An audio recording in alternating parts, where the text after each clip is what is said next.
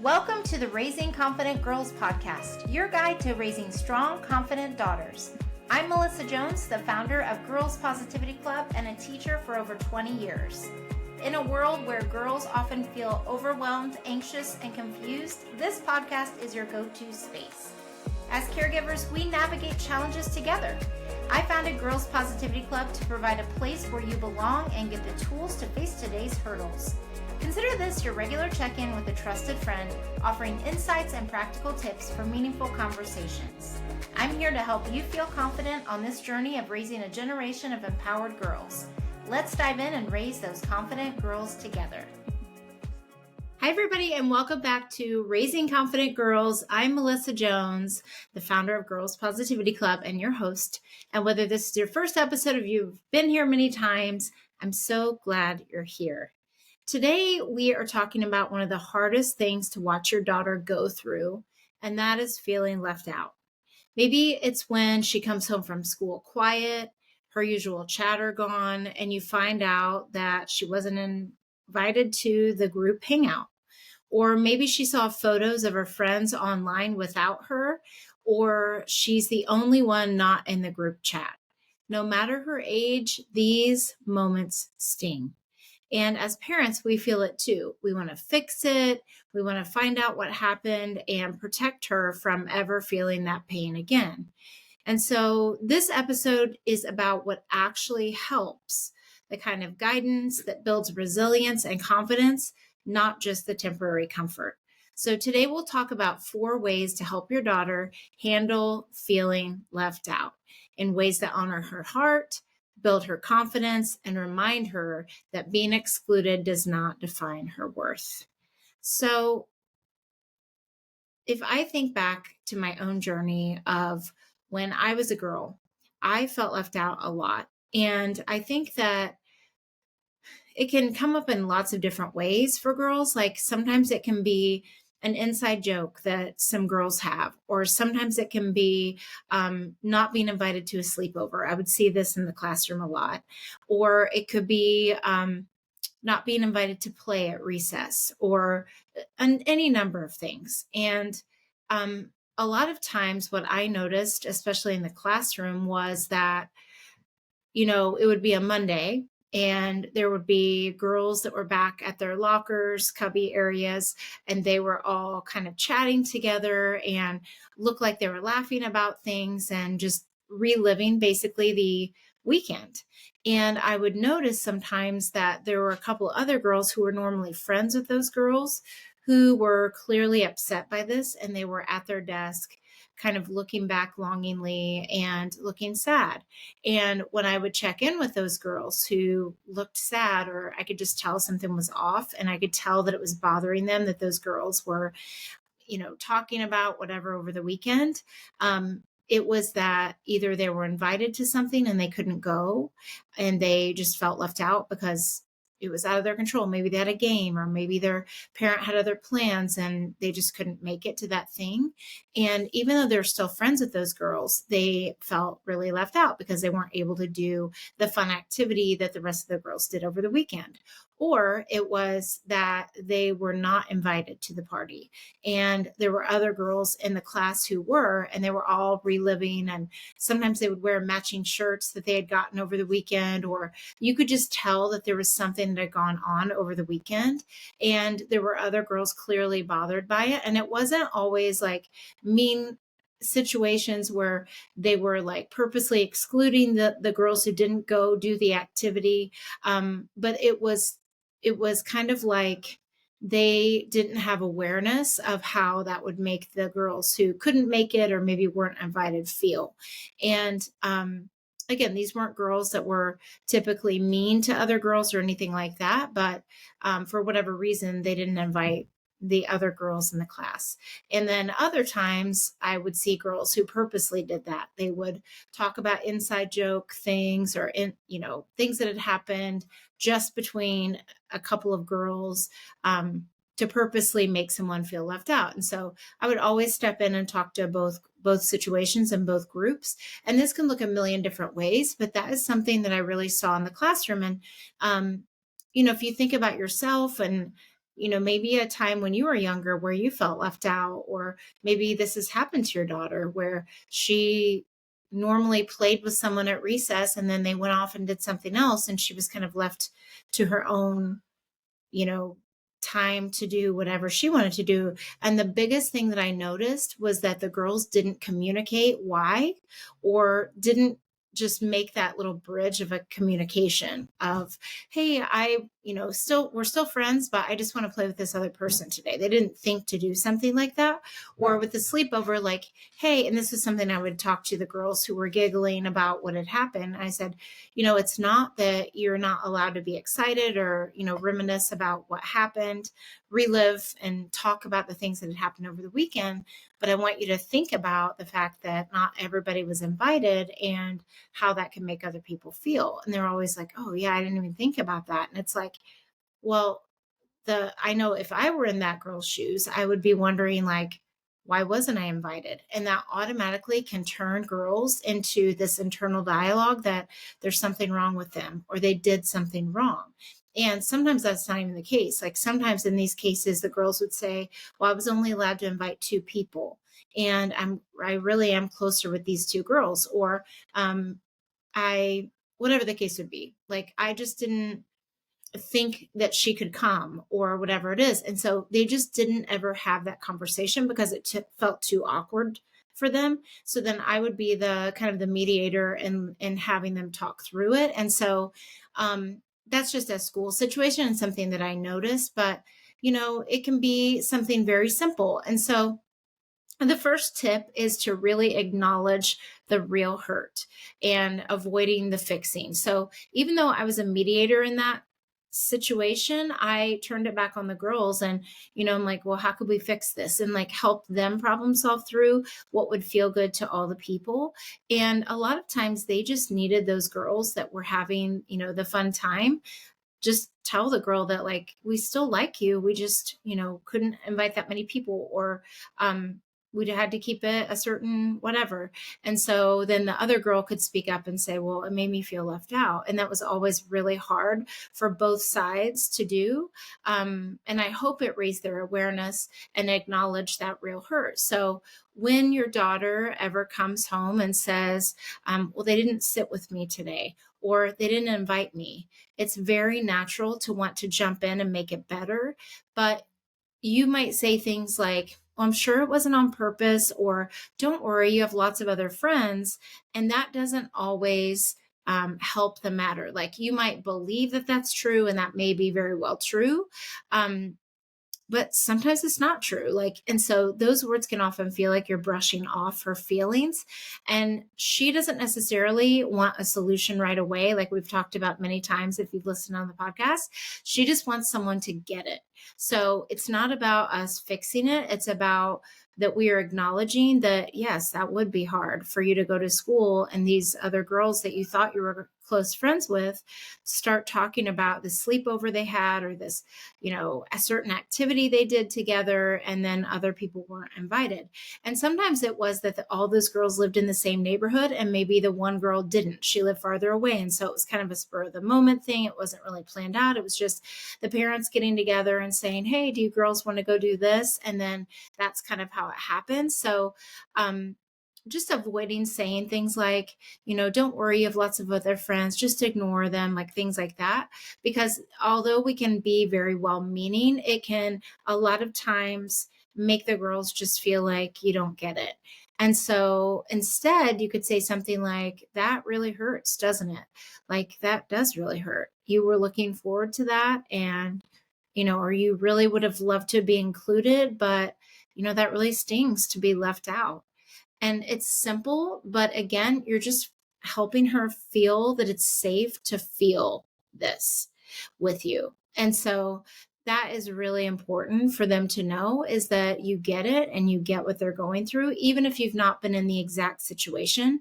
And so for younger girls, they often experience being left out through simple but powerful moments like assigned seating at lunch, or friends pairing up and PE class or a project like reading buddies, something like that, where maybe they wanted to buddy with this certain girl that they normally do, or partner, even group projects where they get to, maybe even if it's an assigned project, maybe they're assigned away from them, or if they get to pick partners in some way, and then your daughter doesn't get picked.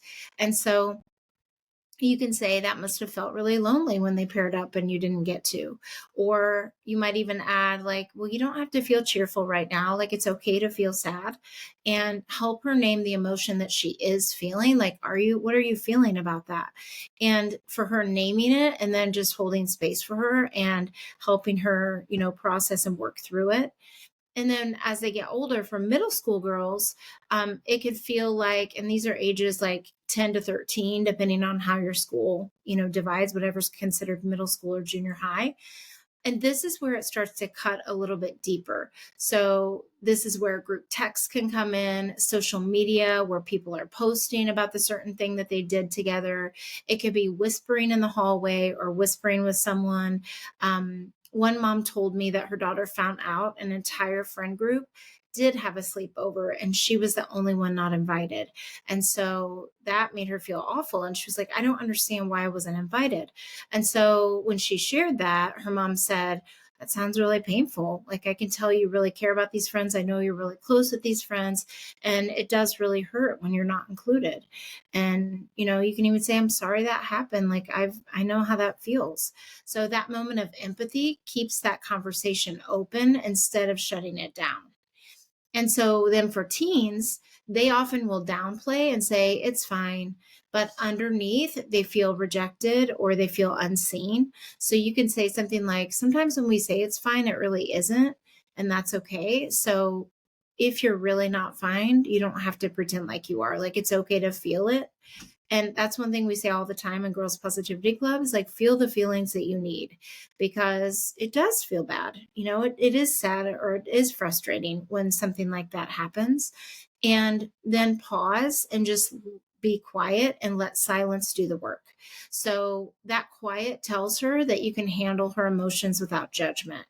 And so when you resist that urge to fix it, you give her something even better, the safety to feel. And once she feels safe, she's ready for the next step. And so I want you to think about just really holding space for her and acknowledging the real hurt without fixing it right away. And then the second tip is to separate what happened from who she is. So this is the first step to real healing, is when girls are feeling left out, they don't just feel hurt, they start questioning their identity. So they think, maybe I'm not fun enough. Maybe nobody likes me. And your job here is to gently separate the situation from her self-worth. So you can say something like, this happened, but it doesn't have to define you. You're still kind. You're still fun. You're still someone people want to be around. Then give her proof. Remember last week when you helped your friend study? That's who you are. And so you're showing her that evidence of who she is, because it recenters her in the truth. So just because these girls, did something without you or didn't invite you to be in their group project or whatever the case would be, it doesn't mean that there's anything wrong with her. And, that's something that is really hard for them. But you can even share a story of, a time when you had this experience and maybe you were partnered with someone else and you ended up getting along just fine, and like the project went really well. And it doesn't necessarily mean that they have to be best friends with the other people, but they can still find connection with other people too. So for younger girls, their world is still really small, as far as like, if two friends exclude them, it can feel like everyone doesn't like them. So you could say something like, those two friends were just making a different choice today. Doesn't mean that people don't like you. You have so many people who love spending time with you. And then you can name people like Emma at your art club, or your cousin who always wants to play with you whenever we go over on the weekends. And so it's, again, just reminding her of that evidence that it doesn't have to do with who she is on the inside. And for middle school girls, this is the age where identity gets tangled in belonging. And so you can help her kind of zoom out, and especially if this has to do with a hangout or a group chat or a sleepover, whatever the case would be, you could say, like, not being invited doesn't mean that you're not likable. Sometimes it's just about timing or personalities. It's not about you and what kind of a person you are. So you're still the same amazing person who makes people laugh every day, or you're still the same amazing person who fill in the blank. So, you know, that is something that's really important for us to remind them of is, you know, just that they still do have value and they're still a good person. So I remember, like, when I would be invited to something, like sometimes it was kind of a forced invite to where it was, a basketball sleepover or it was a whatever, and everyone was invited. But I didn't, even when I went, feel included because there were kind of groups and cliques within that group. And so I felt like I was just invited because I was on the team. And, it's hard because all they really want to do is belong, and they want to connect with other girls. And, that's the biggest thing about Girls Positivity Club. What we do is we help girls feel that sense of belonging because they're in the club, and helping girls get to know each other. And sometimes friendships shift. And so it's totally normal for them, especially at that middle school age that's really delicate, of being like, sometimes it's about timing. Like, maybe they couldn't get together other weekends and maybe that friend was available, and like I said before, they live in the same neighborhood, or maybe it was just whatever. Or maybe they used to be your friend and you guys have kind of grown apart. Or maybe they're kind of trying to explore other friendships and it feels like a rejection for you, but really it's just about them wanting to meet new people. And so, maybe share a story about someone who you admired who had a friendship shift and found new people who were good friends for them. So, this could be maybe switching teams, or maybe they went to a new class and like started meeting some new people. Maybe they found a new interest and found just as good of people, if not better friends to be with. And another thing too is, like, they don't have to then never be friends with those people again. Like, they just have to figure out, like, are they treating me well more than they're not? And deciding that I want to be around friends who want to be around me.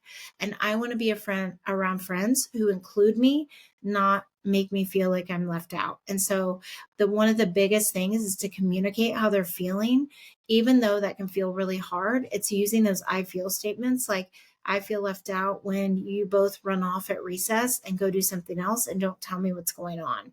Or I feel sad when I see on social media that you're all hanging out and went out for ice cream and I was available and I wasn't asked. And so them saying that feels very risky, but if they just are brave enough to just say the thing, it can oftentimes clear up a lot of communication, or it can open to their eyes to the fact that maybe those aren't their people that they thought they were. But most of the time, it can be a miscommunication or something that had nothing to do with your daughter. And so when they're teens, it could be, they think a little bit deeper about it. They have deeper reflection. And so you could say something like, you don't need everyone to choose you. The right people will. But that doesn't make you less. It just helps you see who really values you and who you are. So you might share something like, when I was in high school, I remember wanting to be part of a certain group so badly. So but I finally stopped trying. So it could be like, if you're really trying to get into this one group and they're just not treating you well or not showing interest, you could say, like, and I stopped trying because I found friends who were actually really better in this way. And they understood me. I felt accepted. I didn't have to be a certain way. And that's when I started feeling like myself again. So I always wanted to be part of the popular group. Like I always looked at this certain table at lunch and there were all the cool kids who sat there. And I always wondered like, why am I not a cool kid? And like, why don't they like me? Why do they think that I'm not worthy of being over there? And why is it only certain people who are allowed to be over there? But what I ended up finding was that a lot of their friendships were very surface level and all about appearance. And those weren't the type of people that I wanted to be friends with. And so I typically wanted to be around someone who I could be weird around and they wouldn't not want to be friends with me again. Or I wanted to be around someone who I could tell how I was really feeling, or I could laugh about something that was silly and they didn't make fun of me. And so people that were real, and that's what really is important, is to just teach them that sometimes the people that we thought were our real friends, there can be a shift in that, and that is totally okay. It doesn't mean anything is wrong with you. And even if there was a falling out and maybe your daughter did say or do something that was out of character, out of frustration, or maybe she made a mistake, it's like, real friends forgive mistakes and they give people second chances.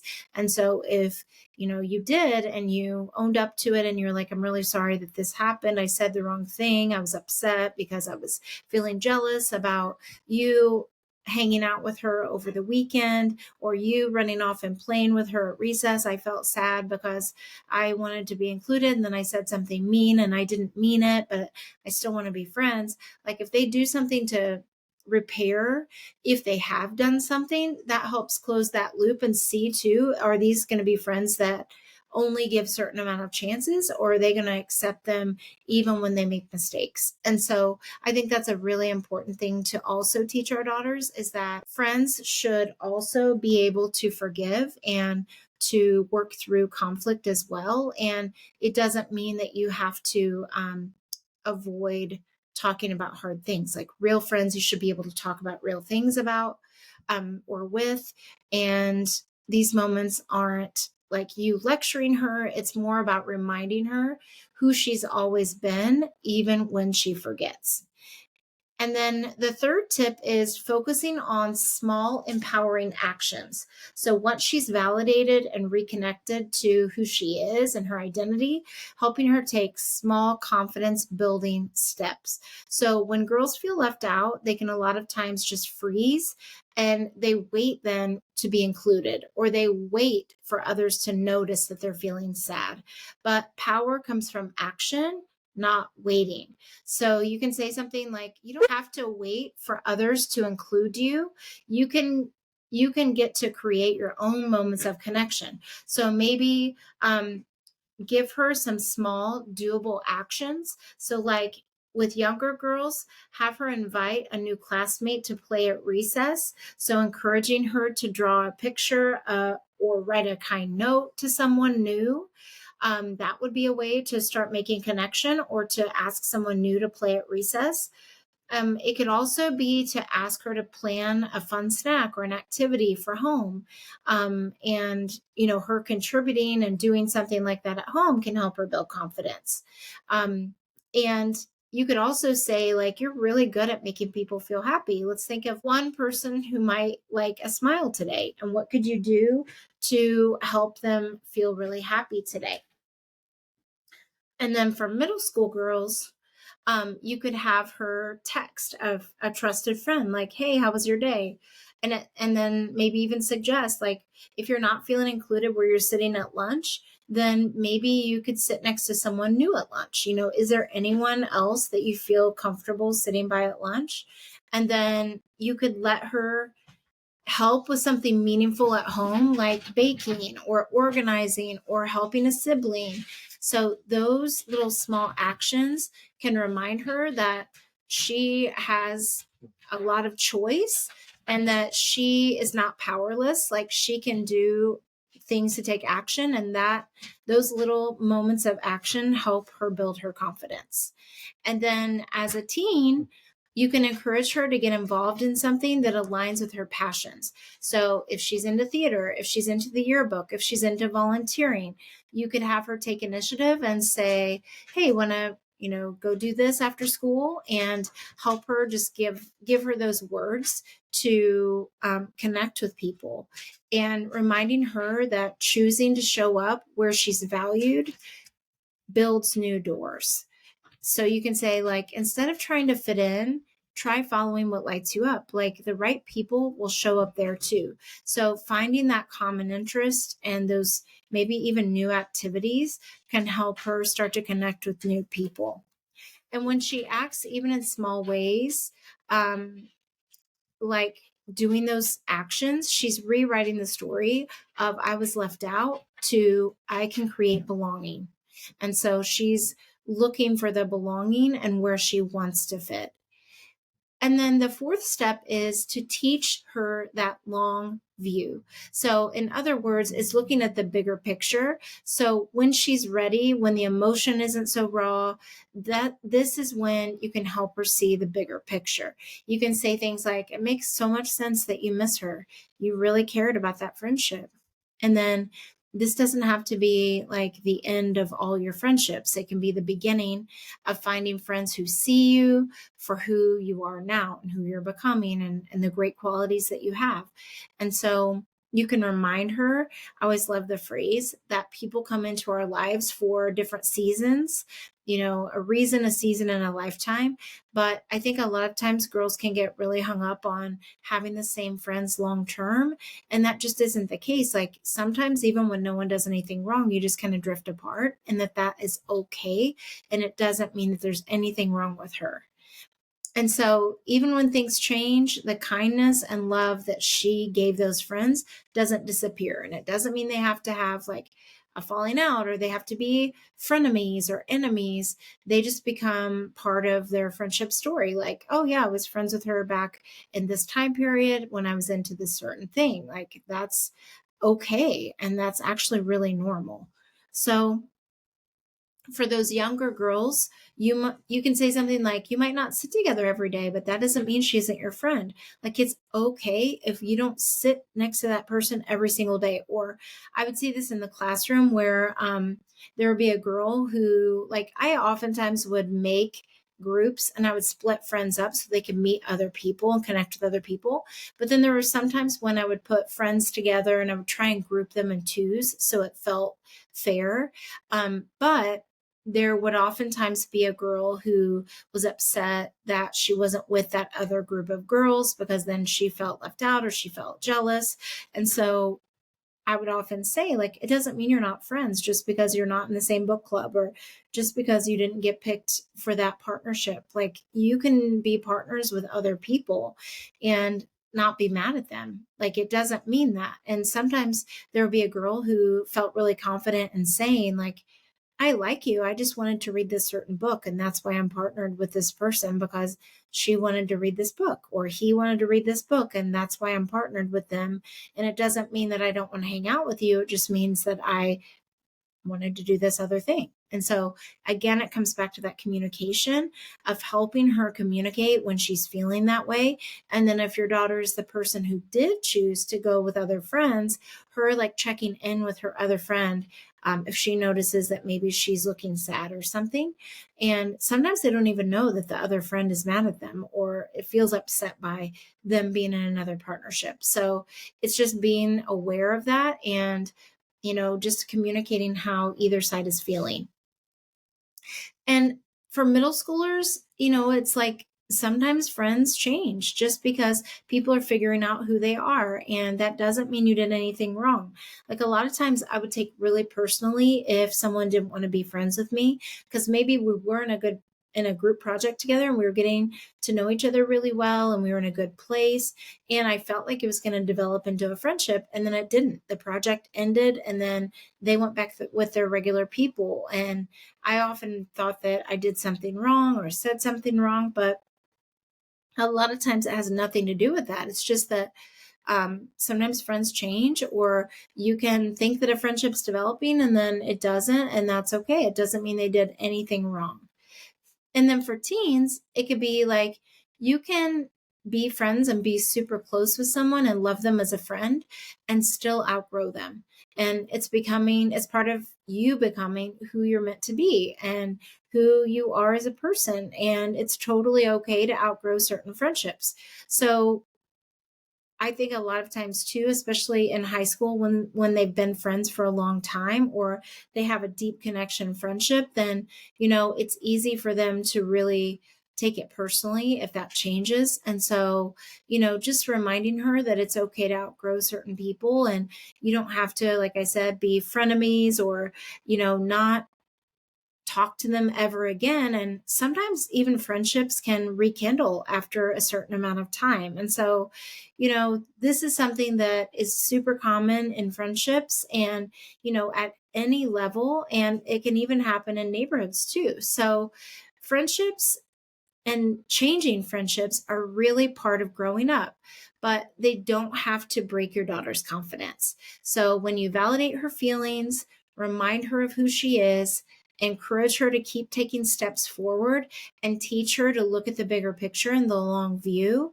you're showing her that she can walk through hard moments without losing herself. So the next time she feels left out, just remember you don't have to fix it. You just have to walk beside her, because she will find her people and she will find her belonging again. And when she does, she'll carry that empathy, resilience, and strength that she's building right now for her life. And so I hope this episode was helpful for you. If you think that it could help another parent or caregiver of a girl who the biggest compliment would be for you to send it to them to listen to. This was a quick little episode to give you some tips if your daughter is feeling left out. And just remember that you just being there with her is to listen and to guide her through these feelings is such an important part, because we all deserve to have a warm adult with us. And if you listen to this podcast, I know that you want to be that for your daughter, the girls in your life. And when this happens, just do these things, even one of these things, and see if it makes a difference. And I would love to hear from you. If you have any thoughts about what your daughter or the girls in your life are experiencing about feeling left out. And it can feel really hard. Sometimes these feelings can last for a little while, especially if they're in a new situation or they're going through a tough time. And so just continuing to be there as her anchor and just listening to how she's feeling and just helping her know that it doesn't mean there's anything wrong with her and she's not doing anything wrong necessarily, and that it's totally okay and normal for friendships to change and that she can make new connections. And helping her do that is part of how you're supporting her, and asking her if she wants your help with it is such a powerful way to handle it too. So you've got this. Have a great week ahead. And if you need anything, just reach out to me at Girls Positivity Club. I'll see you next week. Thanks for joining another empowering episode of the Raising Confident Girls podcast. Share today's insights with caregivers and friends, building beautiful relationships with strong girls. Hit subscribe so you never miss an episode. We're not just a podcast, we're a community. Follow Girls Positivity Club on social media for more empowering content on Instagram, Facebook, TikTok, and YouTube. This podcast empowers you, supporting incredible girls. Let's create strong, beautiful relationships with the girls in our lives. I appreciate you listening today. Stay confident, stay connected. Until next time, keep raising those confident girls. You've got this.